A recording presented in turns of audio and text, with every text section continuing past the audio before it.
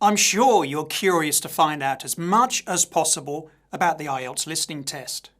But why don't we begin by looking at some important facts? Let's start with facts about the timing of the test. When you take the IELTS listening test, it will take 30 minutes, during which time you will actually listen and answer questions. Plus, there is an additional 10 minutes of what is called transfer time. Transfer time is your opportunity to copy your answers from the question paper to the answer sheet. And by the way, when you do this, you should not use any abbreviations and your answers must be spelled correctly. The listening test is organised into 4 sections, and each section has an audio recording which you listen to, and 10 questions on your question paper, which you should answer while listening. So, in total, you have to answer 40 questions for the whole test. You're probably also wondering what the recordings are about. Well, each section uses a different type of recording. For a start, the topics are different. For example, one listening may be about sport, but another would be about something completely different. But also, some are monologues, that is, with one person speaking, while others are dialogues, with 2 or even more people having a conversation. Why don't I give you some more detailed information about this? For section 1, you will normally listen to a conversation between 2 people on a general, everyday topic.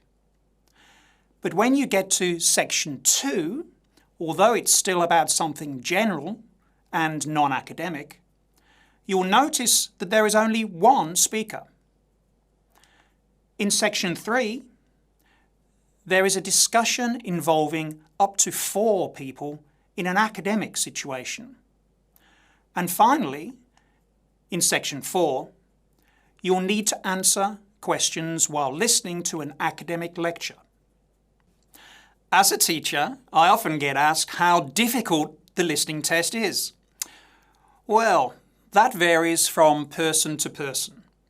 How easy or difficult you find the test overall really depends on you, your listening experience, and your ability.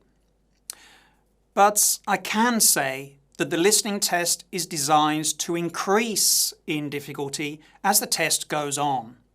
So section 1 is usually the easiest to complete, but section 4 is the most difficult. You should also remember that you can only listen to the test once. You can't listen again if you missed something. To prepare well for the IELTS listening, you need to get practice in all of the 7 possible question types.